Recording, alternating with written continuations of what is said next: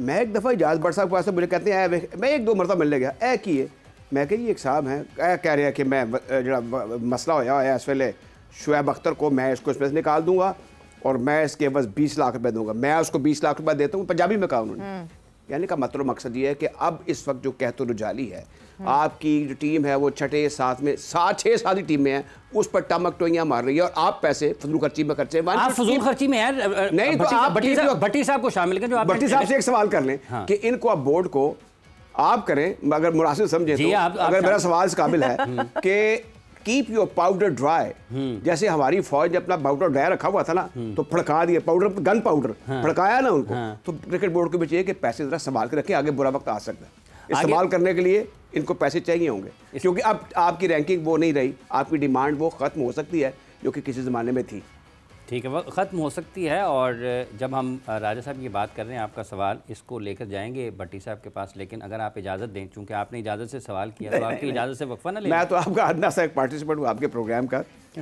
हाँ, अभी ब्रेक नहीं, पहले से आपका सवाल जो है। अच्छा राजा साहब, भट्टी साहब ये जो सवाल है कि अब हमारी टीम उस जगह पर नहीं है, हम हैं 9वें नंबर पर, 8वें नंबर पर, 7वें नंबर पर, तो क्या ये भी कहीं ना कहीं कुछ परेशान कुन चीज़ है फैसला साजों के लिए, या फिर उनके लिए मामूल की कार्रवाई है? देखिए, यकीनी तौर पर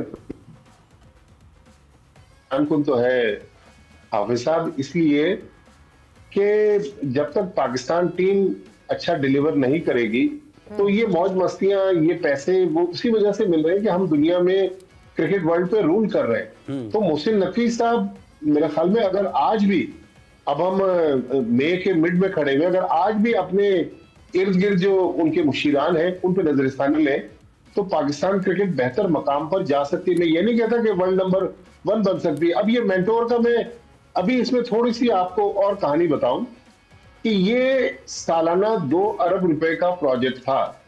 2 अरब रुपए का? 2 अरब रुपए का।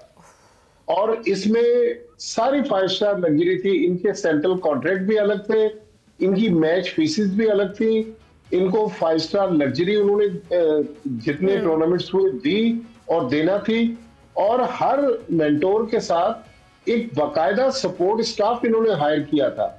तो हम तो इन 5 लोगों के गिर्द घूम रहे हैं, लेकिन इनके अलावा जितना हमने पैसा लुटा दिया है, तो मेरा ख्याल में तशवीश की बात यकीनी तौर पर है। उम्मीद है कि अब 15-16 महीने तो मोहसिन नकवी साहब को हो गए, वो अपने मुशीरों पर नजरसानी कर लें, और जिस तरह कल हमने देखा जो मनाजिर पिंडी क्रिकेट स्टेडियम में जनरल आसिम मुनीर साहब जब आए और फिर लोग उनकी वाह वाह कर रहे थे, तो मेरे ख्याल में फिर क्रिकेटर्स के साथ भी लोग इसी तरह उनकी भी वाह वाह करेंगे, लेकिन उस वक्त जब वो पाकिस्तान को अच्छी खबरें देंगे। लेकिन क्रिकेट के फ्रंट से अनफॉर्चुनेटली ना ग्राउंड से अच्छी खबरें आई हैं और ना पीसीबी हेडक्वार्टर से अच्छी खबरें आई हैं। लिहाजा मेरे ख्याल में मोहसिन साहब करना जरूर चाहते, लेकिन उनके जो मुशीर हैं वो शायद इस काबिल नहीं है कि इस कश्ती को किसी किनारे पहुंचा सके।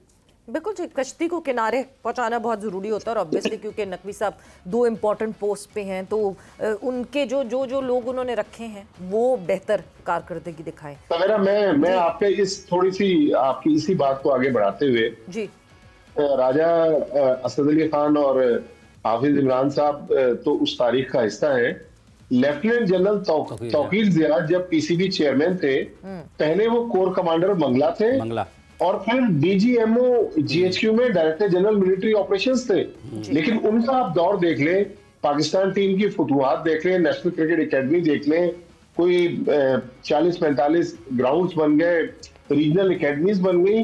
तो एक 3 स्टार जनरल जो बेसिकली क्रिकेट मैनेजमेंट से उनका ताल्लुक नहीं था, लेकिन आप देखें आज तारीख उनको इसलिए याद रखती है कि जनरल साहब के दौर में पाकिस्तान ने जो फुतुहात हासिल की, उन्होंने क्या किया, उन्होंने एक जो मुझे याद पड़ रहा है 4 रुकनी एडवाइजरी कमेटी बनाई। रमीज राजा, मरहूम यावर सईद, जावेद मियादाद और नसीमुल गनी, ये क्रिकेट अफेयर्स चलाते थे। जनरल साहब का भी अमल दखल था उसमें, लेकिन जो बड़े डिसीजंस थे ये लोग करते थे। फिर 2003 के वर्ल्ड कप के बाद जो उन्होंने वसीम अकरम, वकार यूनुस, सईद अनवर समेत 8 मेन प्लेयर्स को पाकिस्तान टीम से निकाला, राशिद लतीफ को कप्तान बनाया, जावेद मियांदाद हेड कोच बने, हारून रशीद मैनेजर बने, आमिर सोहेल चीफ सेलेक्टर बने।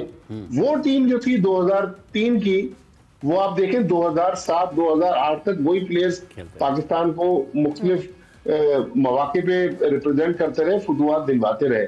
तो मेरा ख्याल में अच्छा दिमाग या अच्छे लोग या अच्छी एडवाइजरी कमेटी आज भी पाकिस्तान क्रिकेट को कहीं ना कहीं पहुंचा सकती है।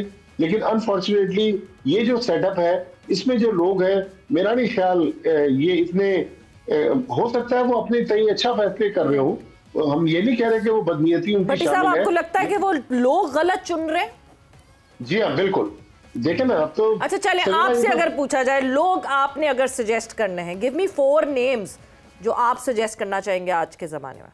50 लाख रुपए मिलेंगे। ये तो नकवी साहब ही बता सकते हैं। देखिए पाकिस्तान क्रिकेट में सवेरा आज भी अब तो आप भी लाहौर चली गई, हाफिज इमरान साहब और राजा असद साहब भी लाहौर में, हमारे पास अभी भी अच्छे लोग मौजूद हैं। लेकिन मसला ये है कि there is a will there is a way. तो वो लोग जो वाकई, अब जितना मैं हमारे दोस्त है वकार यूनुस, मैं उनके खिलाफ नहीं हूँ, लेकिन वकार यूनुस जिस वक्त मेंटोर थे, उस वक्त कमेंट्री भी कर रहे थे, उस वक्त टीवी चैनल्स पर बैठे हुए पाकिस्तान क्रिकेट के सिस्टम पर बात कर रहे थे। तो भाई आप भी तो इस सिस्टम का हिस्सा है ना। इसी तरह सकलैन मुश्ताक को भी हमने देखा, वो भी टीवी चैनल पर बैठे हुए थे। बिल्कुल उनको बैठना चाहिए, क्रिकेटर्स डिजर्व करते हैं इन पैसों और वो चेयरमैन साहब के टीवी चैनल पर थे, पीसीबी चेयरमैन के टीवी चैनल पर थे। अब हाफिज साहब मेरे यकीन करें, सेकंड पहले मेरे जहन में भी ये बात आई, लेकिन मैंने कहा चले जाने देते हैं। आपने कहा कोई बात नहीं, जाने देते हैं। क्या क्या चीजें हैं जिसको अब बेहतर करने की जरूरत है, बिकॉज बहुत सारी चीजें पीसीबी में इस वक्त चल तो रही हैं, but now is the time that we need to sort out our stuff. And with that चल तो इस वक्त मैच भी रहा है एक PSL 10 में, जहां पे मुल्तान सुल्तान्स और कोयटा ग्लैडिएटर्स एक दूसरे के मद्दे मुकाबले हैं। मुल्तान सुल्तान्स ने 186 का टारगेट सेट किया है फॉर कोयटा ग्लैडिएटर्स। एंड आज कोयटा ग्लैडिएटर्स को मुझे ऐसा लगता है कि they should just try out everything that they can do before going into knockouts, और यही एक बेहतर तरीका होगा।